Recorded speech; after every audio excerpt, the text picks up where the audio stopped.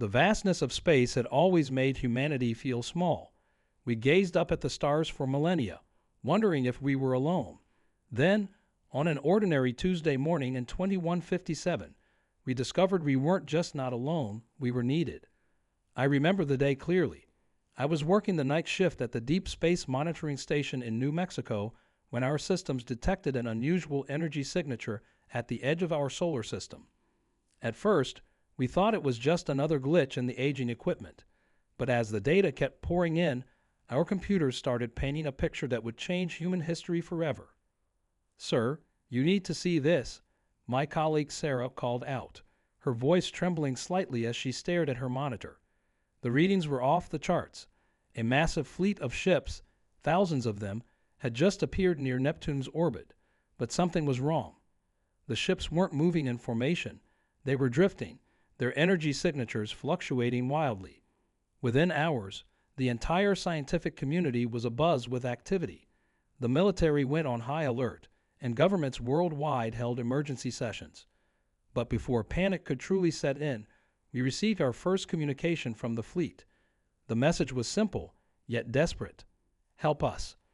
The aliens, who called themselves the Centauri, were a spacefaring civilization far more advanced than humanity. Yet here they were, their mighty fleet crippled by an encounter with what they described as a quantum storm, a phenomenon our scientists had only theorized about. Their advanced technology, supposedly immune to such cosmic events, had been rendered almost useless. What made this situation particularly ironic was that our primitive technology, as they had initially considered it, was exactly what they needed. Our simpler, more robust systems were immune to the quantum interference that had devastated their fleet. We had unknowingly created the perfect solution to a problem we didn't even know existed. The United Earth Council debated for days about how to respond. Some argued we should be cautious, others saw an opportunity for technological exchange, but the majority recognized this as humanity's moment to prove itself on the galactic stage. After all, isn't this what we had been preparing for? All those years of space exploration, all our technological advancement, it was leading to this moment. The rescue mission was unprecedented in scale. Every spacefaring nation contributed ships and personnel. Engineers worked around the clock to modify our vessels for deep space rescue operations. The mission would push our technology to its absolute limits, but that's what humans do best. We adapt, we overcome, we push boundaries. I was selected as part of the first contact team, along with a diverse crew of engineers, scientists, and medical personnel. As our ships departed Earth's orbit, I couldn't help but think about the magnitude of what we were about to attempt. Here we were, a species that had barely left its own solar system, about to rescue a civilization that had mastered interstellar travel. The journey to reach the stranded fleet was perilous. The same quantum disturbances that had disabled the alien ships played havoc with our navigation systems. But we had prepared for this, equipped with backup systems that would have been considered outdated 50 years ago. Sometimes the old ways are the best ways. As we approached the fleet, the sight was breathtaking. Thousands of ships, each one a masterpiece of engineering, drifting silently in the void. Their sleek, crystalline designs made our vessels look like crude industrial machines in comparison. But right now, our crude machines were their only hope. The first boarding operation was tense. Despite all our preparations, we had no idea if our equipment would be compatible with their systems, or if we could even communicate effectively in person. The Centauri had warned us that their translation technology was among the systems affected by the quantum storm. The moment our airlock sealed against their ship's hull, I felt the weight of history on our shoulders. We were about to become the first humans to step foot on an alien vessel, not as explorers or diplomats, but as rescuers. As the airlock cycled and the door slowly opened, we found ourselves face to face with the Centauri for the first time. Standing there in their environment suits that looked more like flowing liquid metal than protective gear, they seemed both familiar and utterly alien. Their bioluminescent skin gave off a soft blue glow that pulsed gently, and their eyes, all four of them, studied us with what I hoped was curiosity rather than fear. But what happened next would reshape our understanding of not just the Centauri, but our place in the galaxy. As we stepped through that airlock, we had no idea that we were about to uncover a truth that would make this rescue mission look like a mere prelude to something far more significant. Something that would challenge everything we thought we knew about our species and our destiny among the stars. The Centauri chief engineer, whose name sounded like a melody of chimes when spoken in their language, handed me what appeared to be a data crystal. Their 4 eyes blinked in sequence as they gestured toward it, and I could swear there was urgency in their movements. What secrets did that crystal hold? What were they trying to tell us? Just then, our ship's emergency alert system blared to life.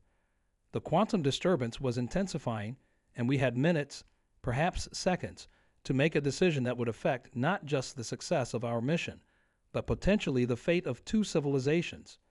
As I stood there, holding the mysterious crystal, I realized that this rescue mission was about to become something far more complex than any of us had imagined.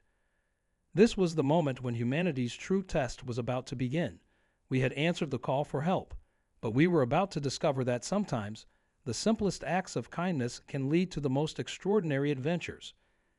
And as the alert continued to sound, I knew we were standing on the threshold of an adventure that would redefine what it means to be human in a universe far stranger and more wonderful than we had ever imagined. The crystal pulsed with an inner light that seemed to respond to my touch, casting ethereal patterns across the alien ship's corridor. I carefully secured it in my suit's reinforced pocket as our team rushed back to our vessel. The emergency evacuation signals echoed through both ships, creating an otherworldly harmony of human and alien warning systems. 2 minutes until the next quantum surge. Sarah's voice crackled through our comms. She was monitoring the disturbance patterns from our ship's science station, using the modified sensors we'd specifically designed for this mission. The surge pattern is different this time. It's almost like it's targeting us. As we hurried through the connection tunnel, I couldn't shake the feeling that the Centauri engineer had known this was coming. The way they'd pressed the crystal into my hand, the urgency in their 4-eyed gaze, it hadn't just been about their disabled fleet. They were trying to warn us about something bigger. Back aboard our ship, the Horizon's Hope, our engineering team worked frantically to secure the emergency power transfers to the closest Centauri vessels. We managed to stabilize life support on 3 of their ships, but there were thousands more.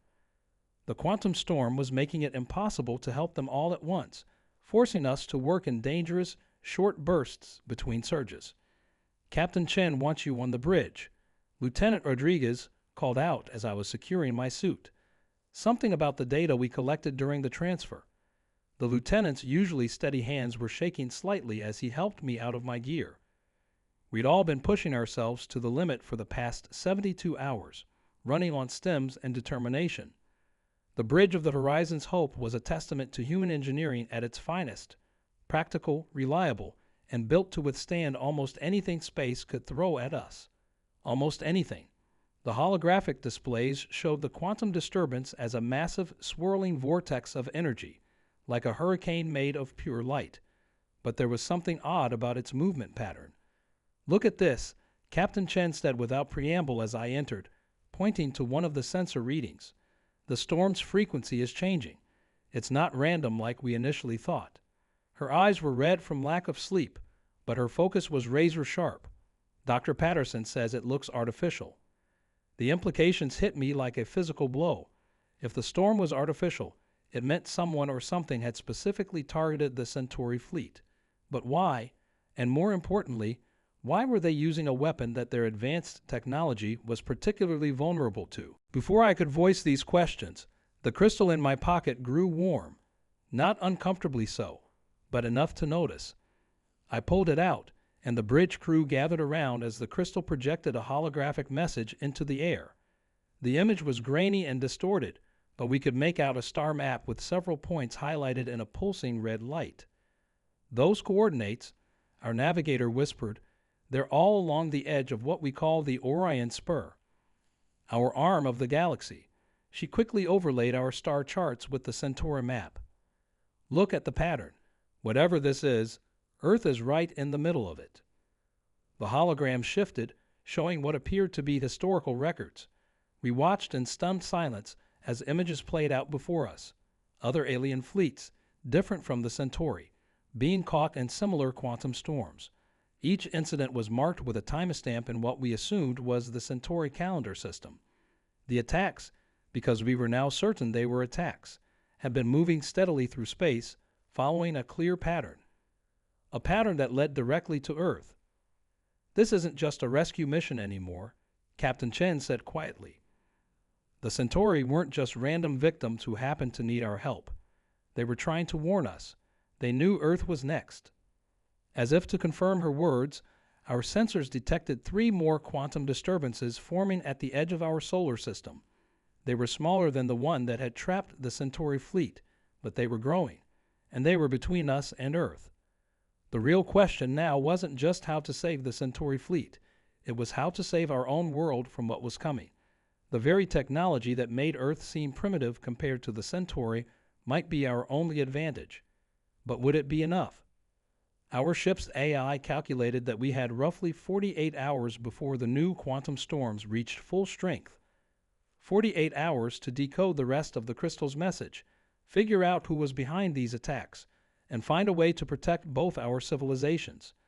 The weight of 2 worlds now rested on decisions that would need to be made in the next 2 days. I looked around the bridge at my fellow crew members. Humans had always been at their best when facing impossible odds.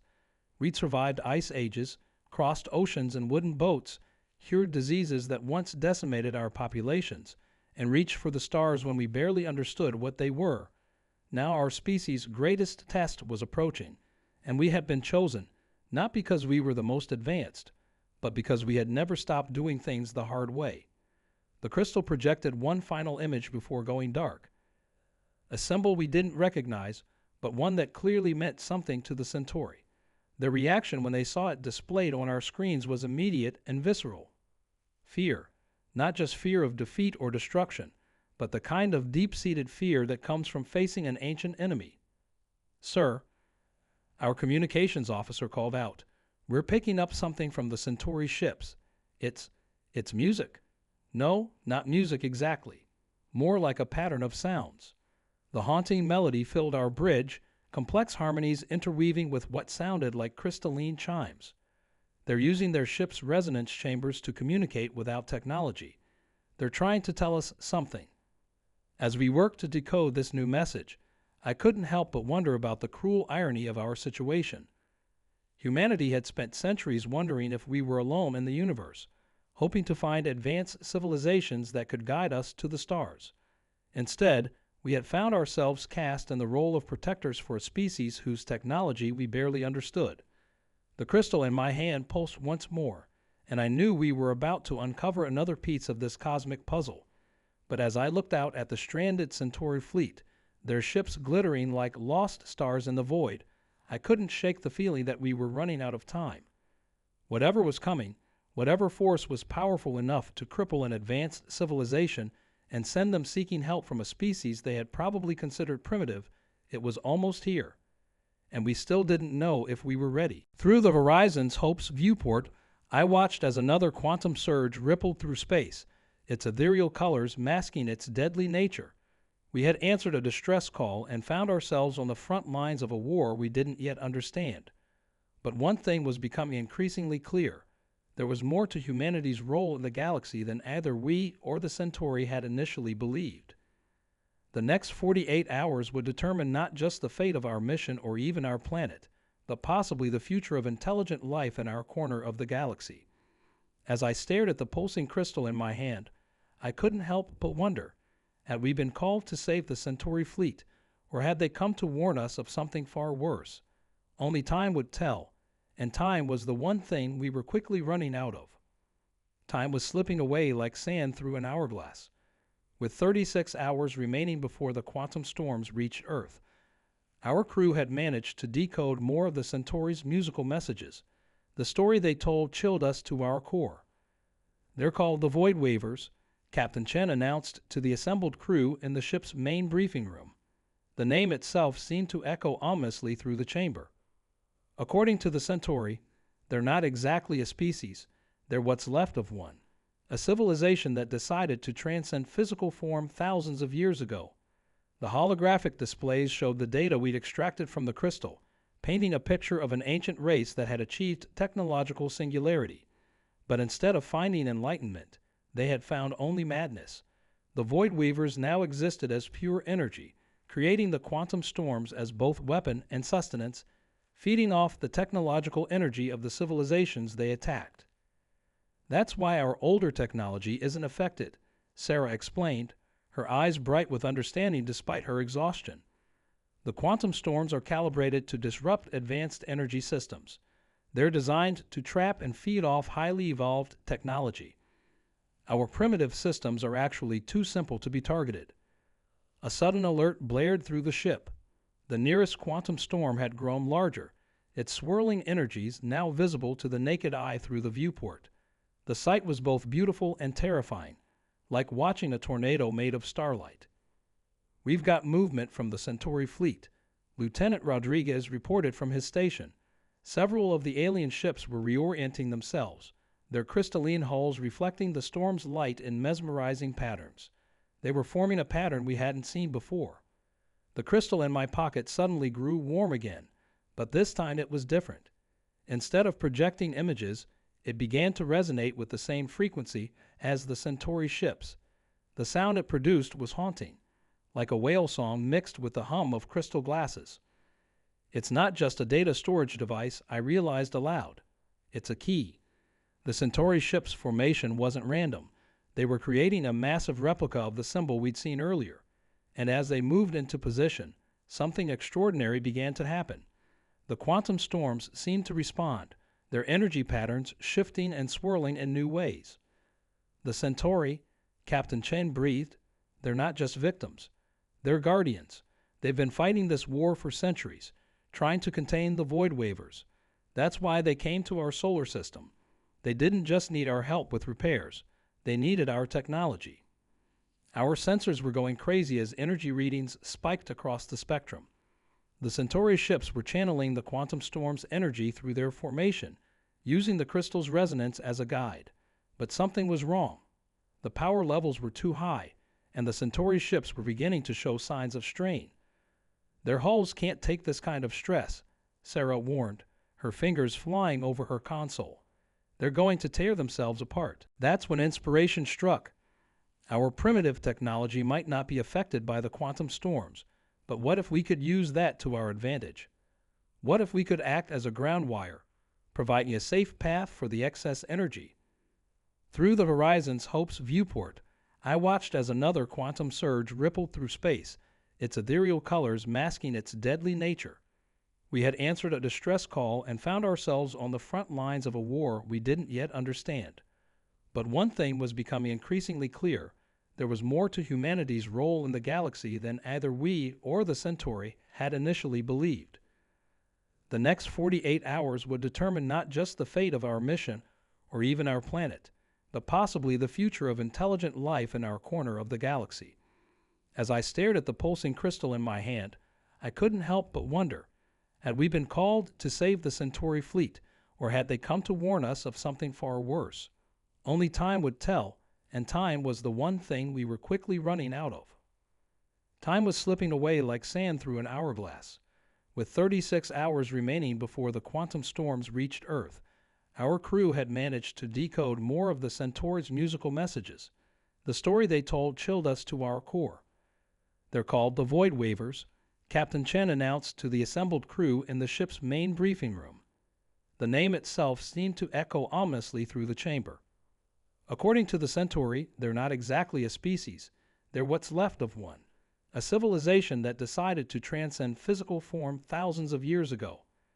The holographic displays showed the data we'd extracted from the crystal, painting a picture of an ancient race that had achieved technological singularity. But instead of finding enlightenment, they had found only madness. The Void Weavers now existed as pure energy, creating the quantum storms as both weapon and sustenance, feeding off the technological energy of the civilizations they attacked. "That's why our older technology isn't affected," Sarah explained, her eyes bright with understanding despite her exhaustion. "The quantum storms are calibrated to disrupt advanced energy systems. They're designed to trap and feed off highly evolved technology. Our primitive systems are actually too simple to be targeted. A sudden alert blared through the ship. The nearest quantum storm had grown larger, its swirling energies now visible to the naked eye through the viewport. The sight was both beautiful and terrifying, like watching a tornado made of starlight. "We've got movement from the Centauri fleet," Lieutenant Rodriguez reported from his station. Several of the alien ships were reorienting themselves, their crystalline hulls reflecting the storm's light in mesmerizing patterns. They were forming a pattern we hadn't seen before. The crystal in my pocket suddenly grew warm again, but this time it was different. Instead of projecting images, it began to resonate with the same frequency as the Centauri ships. The sound it produced was haunting, like a whale song mixed with the hum of crystal glasses.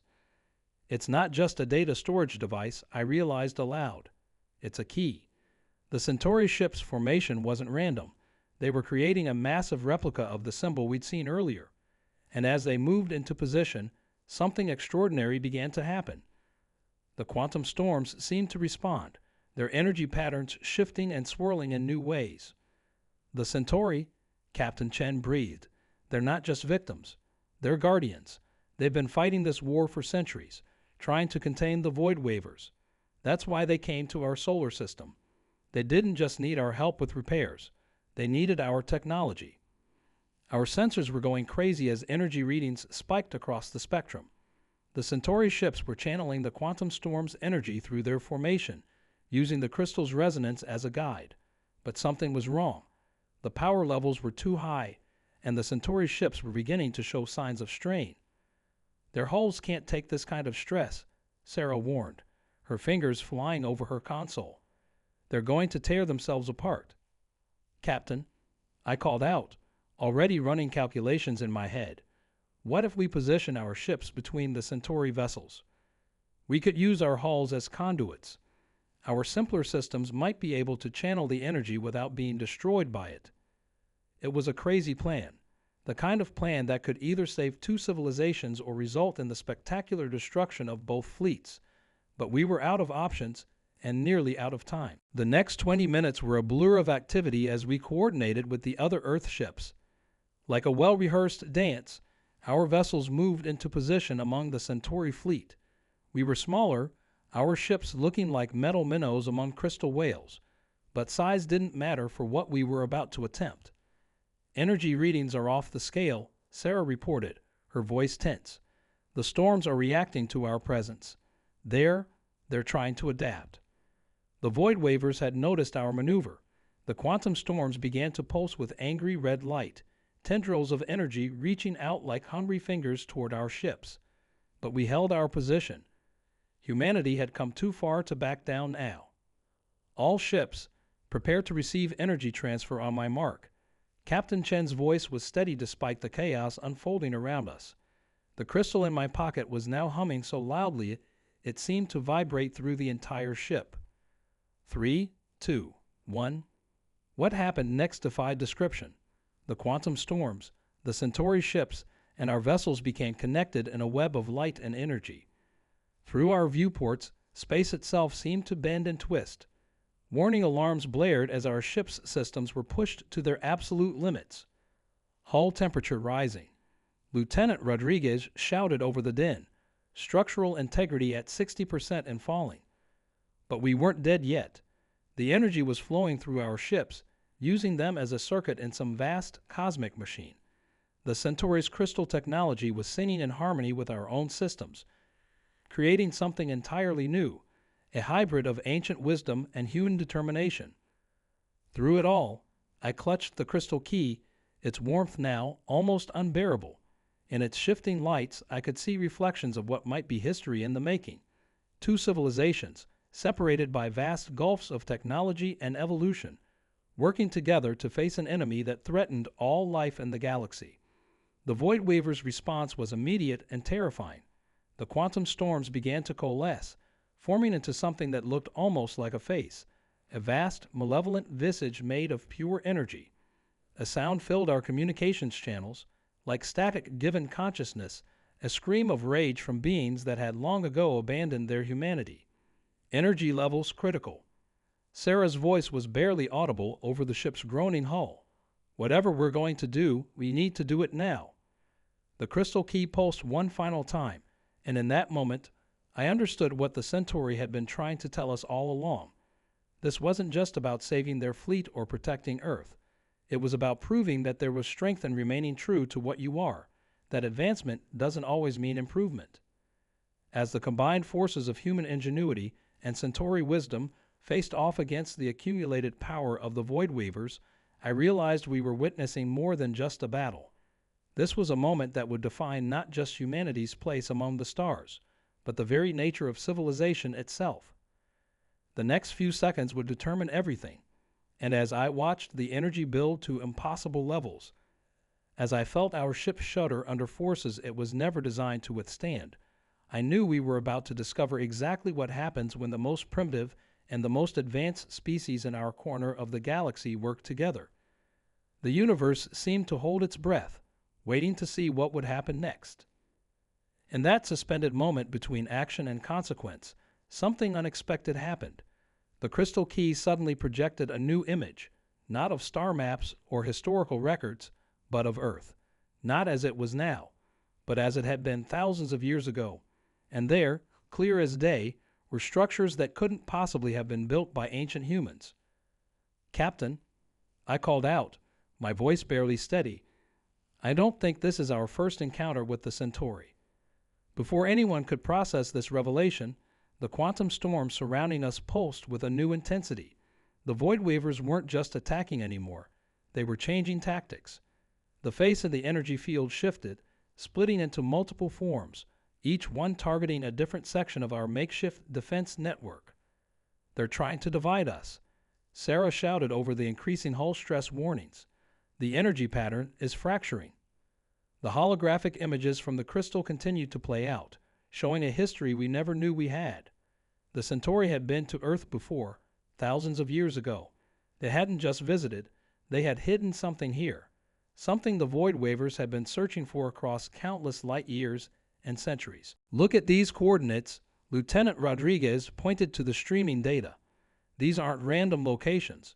They're matching up with Earth's major ley lines, ancient sacred sites, places of power that every human civilization has recognized."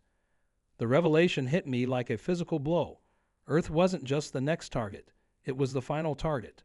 The Centauri hadn't chosen our solar system by chance, and our primitive technology wasn't just coincidentally useful. We had been prepared for this moment, shaped for it across millennia. "All ships, adjust formation." Captain Chen's voice cut through the chaos. "They're not trying to destroy us. They're trying to break through to Earth. Everything else has been a distraction." The Void Weavers' true plan became clear as we watched new quantum storms forming, smaller but more focused, slipping through gaps in our defense network. They weren't interested in destroying our fleet or the Centauri ships. They were creating a corridor straight to Earth. "The crystal," Sarah gasped, her eyes wide as she stared at her readings. "It's not just a key, it's part of a lock. A lock that's been built into Earth itself." The images showed what the Centauri had done all those years ago. They had created a planetary defense system, using Earth's natural energy fields and ancient structures as components. But they needed humans to complete it, beings whose technology had developed along a different path, whose systems could withstand the quantum storms. That's why they couldn't activate it themselves, I realized. Their technology is too advanced. It would be corrupted by the quantum energy. They needed us, not just our ships, but our entire civilization, to develop exactly as we did. The horizon's hope shuddered as another wave of quantum energy washed over us. The Void Weavers were becoming desperate, their attacks more frenzied. They had spent thousands of years searching for this lock, eliminating or absorbing any civilization that might lead them to it. And now they were minutes away from either claiming their prize or being defeated by it. New contact. Lieutenant Rodriguez's voice cracked with disbelief. "Something's rising from Earth's surface. Multiple somethings. They're activating." On our screens, we watched as ancient structures around the planet began to pulse with energy. Pyramids, stone circles, monuments that had puzzled archaeologists for centuries. They were all part of a vast machine, dormant for millennia, waiting for this exact moment. The crystal key in my hand grew almost unbearably hot. Its light synchronized with the pulses from Earth, creating a complex pattern that seemed to ripple through space itself. The Centauri ships responded, their crystalline hulls resonating with the same frequency. But the Void Weavers had one more surprise for us. The quantum storms suddenly collapsed inward, forming a tight sphere of pure energy. Within it, something began to take shape, a vessel unlike anything we had ever seen. It was their true form, the last remnant of their physical existence, preserved through eons of quantum manipulation. "They're going to try to overload the system," Sarah warned. "The energy readings, they're going to sacrifice their own vessel to break through." We had seconds to make a decision. The ancient defense system was powering up, but it needed time we didn't have. The Void Weaver's desperate gambit would reach Earth before the planetary defense grid could fully activate. Captain Chen's voice was calm as she gave the order that would either save or doom us all. "All ships, prepare to intercept. We're going to give Earth the time it needs." The human fleet moved as one, positioning ourselves between the Void Weaver's vessel and our home planet. The Centauri ships followed our lead, their mighty fleet forming a living shield alongside our smaller vessels. If this was to be our last stand, we would make it together. The crystal key pulsed one final time, and in that moment, I understood the full scope of what we were about to attempt. This wasn't just about protecting Earth or helping the Centauri. This was about proving that the path of technological advancement wasn't a straight line, that sometimes the greatest strength lies in knowing when to hold back, when to remain connected to your roots. As the Void Weaver's vessel bearing down on us, its energy signature climbing to impossible levels, I couldn't help but wonder, had humanity's entire technological development been guided toward this moment? Were our greatest achievements and limitations all part of a plan set in motion thousands of years ago? The answer was racing toward us at the speed of light, wrapped in quantum fire and the accumulated rage of a civilization that had lost its way. And in the next few moments, we would either witness humanity's finest hour or its final one. The universe seemed to draw in a breath as two paths of evolution, one embracing transcendence at any cost, the other choosing to remain bound to its organic origins, prepared to clash in the space above our blue world. Earth's ancient defenses continued to power up, each pulse bringing us closer to either salvation or destruction. And through it all, the crystal key sang its ethereal song, a melody of hope and defiance that bridged the gap between what we were and what we might become. The Void Weaver's vessel slammed into our defensive line with the force of a small sun. Ships tumbled through space, both human and Centauri vessels scattered like leaves in a cosmic wind. But we held our position, buying precious seconds for Earth's ancient defense system to fully activate. Hull breach on Deck 4. Lieutenant Rodriguez called out over the chaos. Emergency force fields holding, barely. The Horizon's hope groaned under stresses it was never designed to endure, but like the rest of humanity's fleet, it refused to break. Through the command viewport, I watched as the Centauri ships began to move in perfect synchronization, their crystalline hulls vibrating at frequencies that made space itself seem to ripple. The crystal key in my hand pulsed in harmony with their movement, and suddenly I understood what needed to be done. "Captain," I shouted, "the Centauri aren't just protecting Earth. They're showing us how to complete the circuit. Our ships need to mirror their formation." Captain Chen didn't hesitate. "All vessels, match Centauri positioning. Form a double helix pattern." Her orders went out to every human ship still capable of maneuvering. As our vessels moved into position, something extraordinary began to happen. The quantum energy from the Void Weaver's attacks, instead of tearing through our ships, began flowing around them, guided by the combined geometric pattern of our fleets. We weren't just defending against the energy. We were channeling it, using our primitive technology as a conduit for powers we barely understood. Sarah's voice cut through the bridge noise. "The ancient sites on Earth, they're all activating at once. The energy signatures, they're exactly like our ship's formation." On the main screen, we watched as pyramids, stone circles, and monuments around the world began to glow with an inner light. Lines of force that had lain dormant for millennia suddenly blazed to life, forming a vast geometric web around our planet. The Centauri hadn't just visited Earth in ancient times. They had turned our entire world into a quantum lock, with humanity as its living key. The Void Weavers realized too late what was happening. Their vessel, caught in the resonance between our combined fleets and Earth's defense grid, began to pulse with conflicting energies. The quantum storms they had used to terrorize countless civilizations were being turned against them. Energy levels are off the charts. Sarah's fingers flew across her console. The Void Weaver's vessel. It's destabilizing. But victory wasn't assured yet. As their physical form began to break apart, the Void Weavers made one final, desperate attempt. Their consciousness, no longer bound by physical constraints, reached out through the quantum field. They weren't trying to destroy us anymore. They were trying to merge with us. They're attempting to upload themselves into Earth's defense grid. The realization hit me as I felt the crystal key vibrate with new intensity. They want to use it as a new host. That's when the crystal revealed its final secret. The key wasn't just a tool for activation. It was a choice. The Centauri had built the system not just to defeat the Void Weavers, but to offer them redemption. The same technology that could destroy them could also help them reclaim their physical form. In that moment, suspended between destruction and transformation, humanity's role became clear. We weren't chosen because we were primitive. We were chosen because we had never lost touch with what it meant to be human. Our technology, our struggles, our refusal to transcend our physical form even when we had the capability, it all led to this moment. "Send the signal," Captain Chen ordered, her voice carrying the weight of two civilizations' hopes. "Offer them the choice." The crystal key flared to life one last time, projecting a message into the quantum field in a language older than human civilization. It was an offering, a chance for the Void Weavers to remember what they had forgotten in their quest for transcendence. For a moment that felt like eternity, nothing happened. The Void Weavers' consciousness hung in space, caught between their drive for power and the memory of what they had once been. Then, slowly, something changed. The quantum storms began to coalesce, not into weapons or tools of destruction, but into something new.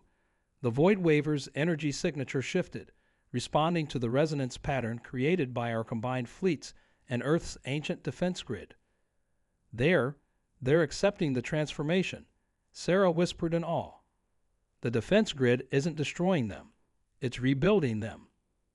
We watched in amazement as the Void Weavers' consciousness began to take physical form once again, but not as they had been before.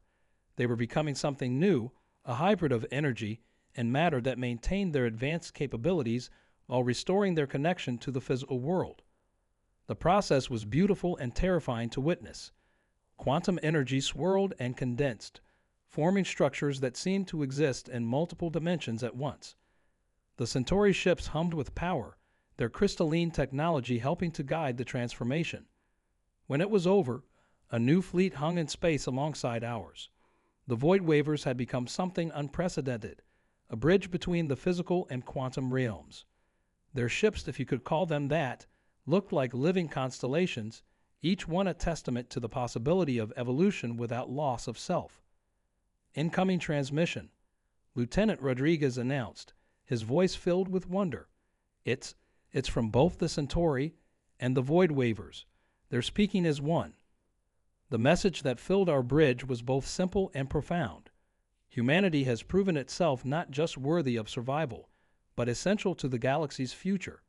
You have shown us that true advancement lies not in abandoning what you are, but in remaining true to your nature while reaching for the stars.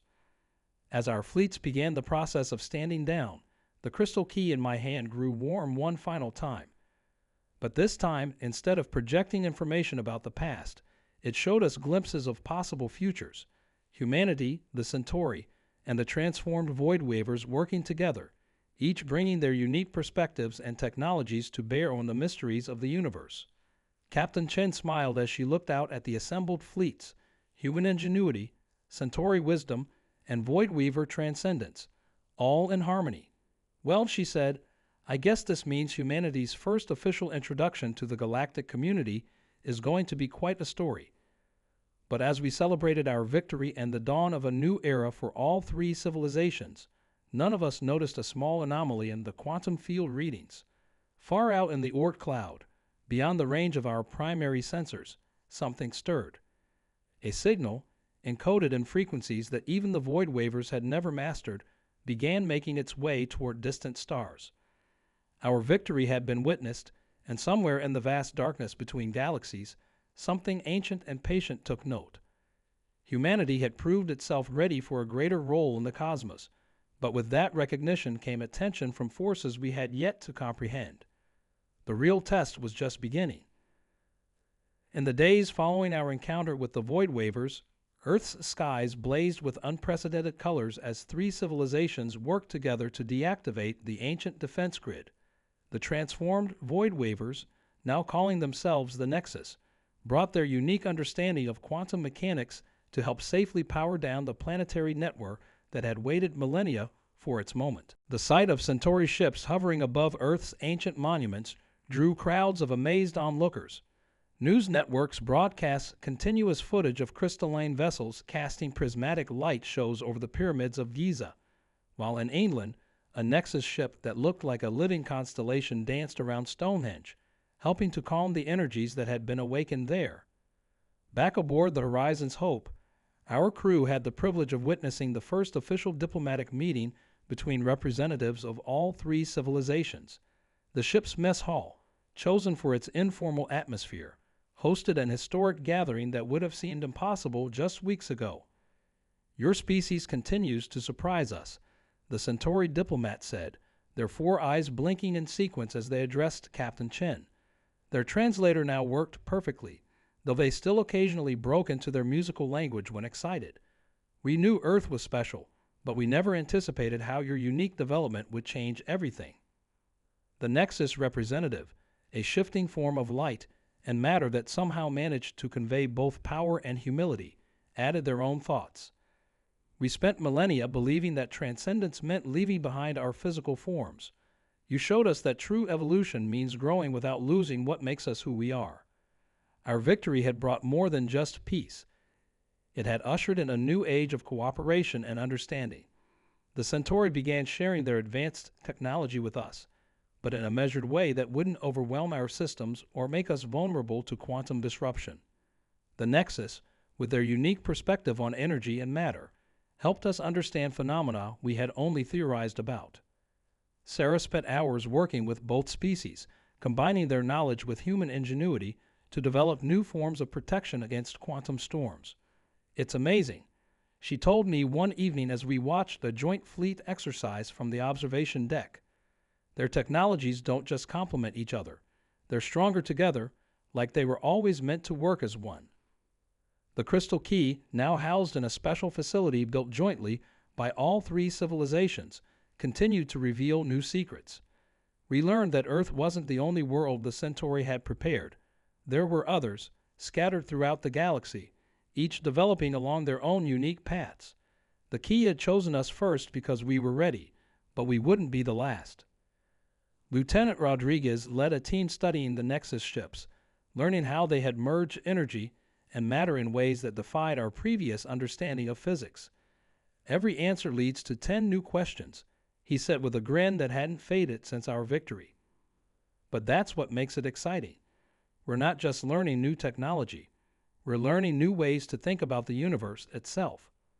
The Void Waver's transformation into the Nexus taught us something profound about evolution. It wasn't just about becoming more advanced. It was about finding balance. They had sought to transcend physical form, only to discover that true advancement meant maintaining connections to their origins while reaching for the stars. Captain Chen was promoted to Admiral, tasked with overseeing humanity's first joint fleet operations with our new allies. Under her leadership, ships from all three civilizations began working together to explore the galaxy, each bringing their unique strengths to the mission.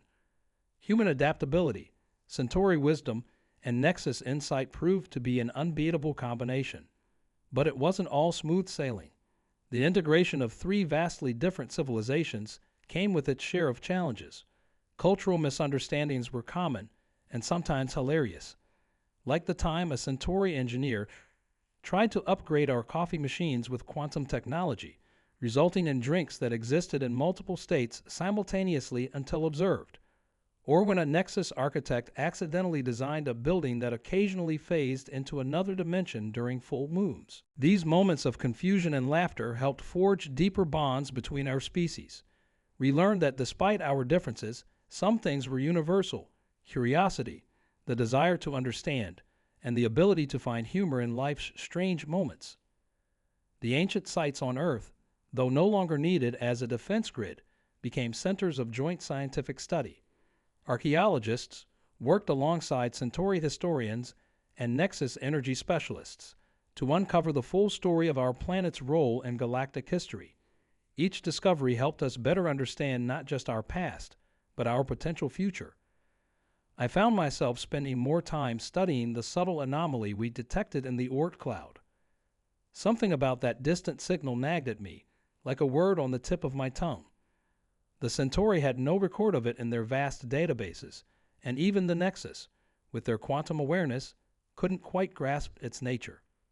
Perhaps that's the point, Captain Chen, now Admiral Chen, said when I shared my concerns. Maybe we're not meant to understand it yet. After all, look how far we've come in just a few weeks. The galaxy has more surprises in store for us, I'm sure. She was right, of course. Our story, humanity's story, was still being written. The rescue of a stranded alien fleet had led to the redemption of a lost civilization and the discovery of Earth's greater purpose. But every ending is just another beginning, and the universe had a way of keeping things interesting. 1 year after our first contact with the Centauri, Earth hosted the first Galactic Unity Festival. The skies above every major city were filled with ships from all three civilizations, putting on displays that combined human creativity, Centauri crystal technology, and Nexus quantum artistry. It was a celebration not just of our victory, but of the possibilities that arose when different paths of evolution found ways to work together. Sarah, now heading Earth's new quantum research division, put it best during her speech at the festival. We used to look up at the stars and wonder if we were alone. Now we look up and see friends, teachers, and fellow explorers. But most importantly, we see reflections of ourselves, reminders that no matter how far we advance, staying true to our nature is what makes us strong.